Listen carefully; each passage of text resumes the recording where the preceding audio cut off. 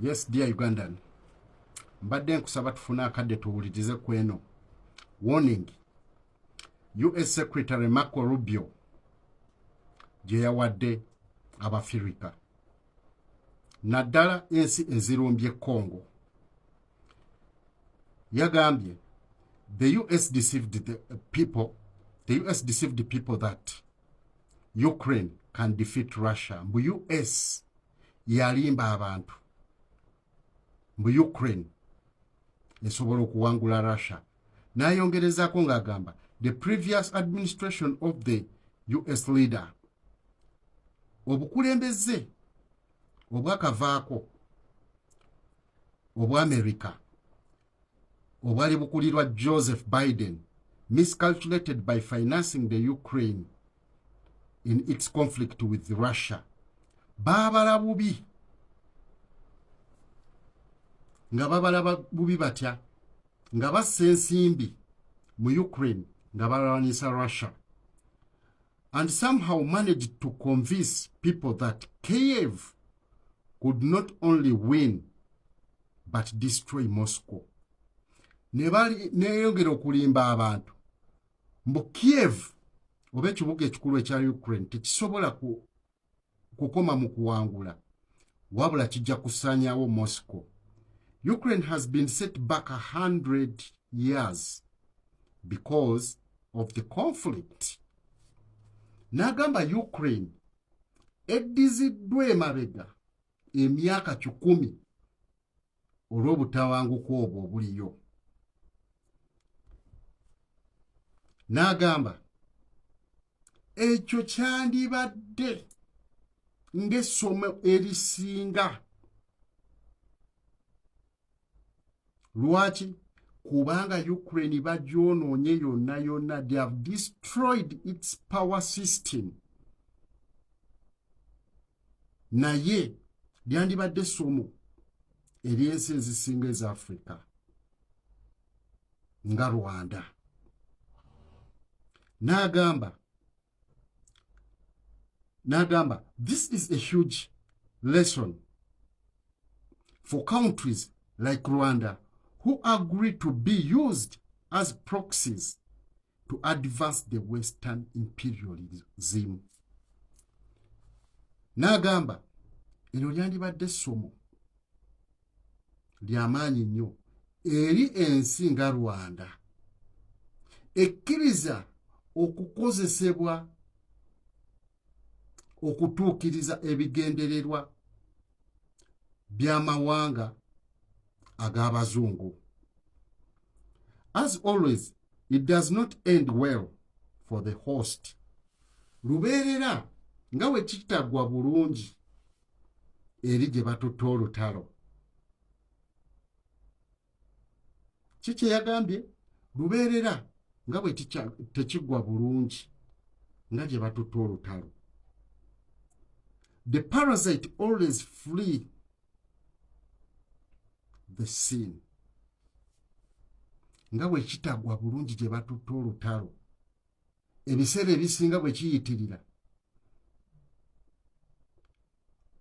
enjoka ekukaso kikola.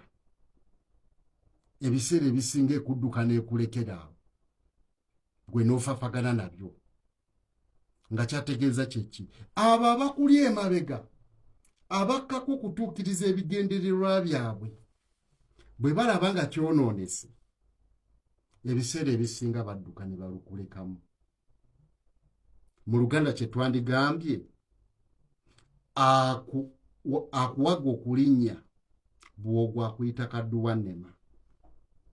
N'agamba what's happening in DRC Congo today is going to determine the future of little Rwanda and not that of DRC. Mbwe ekiriwo kati olwaleero ekirabikako kigenda kusalawo future ya Rwanda wabula si ya DRC.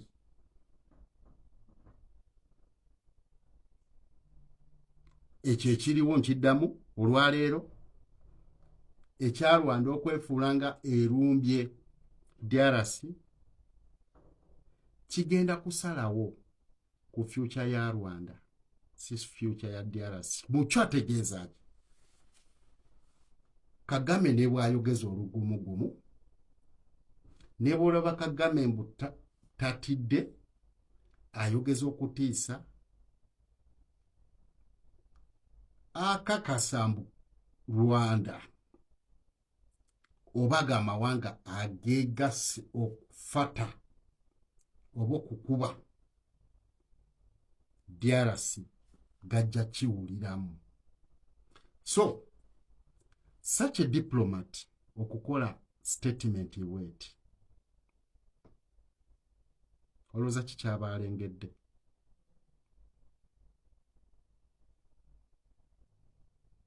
Aba kitegedde bulungi. Bwebo bennyini abatuula emabega ne bamanya mbu kati katukole bwe tuti, katukole bwe tuti. Uganda ne Rwanda bugologoosi, si be balumba. Olwo olutalo si lwa Rwanda, si lwa Uganda. Olutalo waliwo walupikamu ate bamagulu meeru.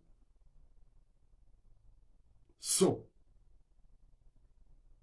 ekiddako mukirindirire, tukubaganya ebirowoozo mu comment section tulabe oba tusobola okusala amagezi. Tonyooma ndowoozayo, tonyooma nga ndowoozayo giweeyo. You're welcome. Naye yebadde message ya secretary omupya owa US Marco Rubio under the Trump administration, nga tukakasa abakulembeze ba Africa mulekerawo okukkiriza okukozesebwa ng'obugologoosi, ne mwetikka emisalaba egitali gyammwe, ne mutta bannammwe. Ebiseera ebisinga oyo akupika bw'alaba nga byonoonesa akuddukako n'alukulekamu. Buli ekiddirira kiddirira gy'oli.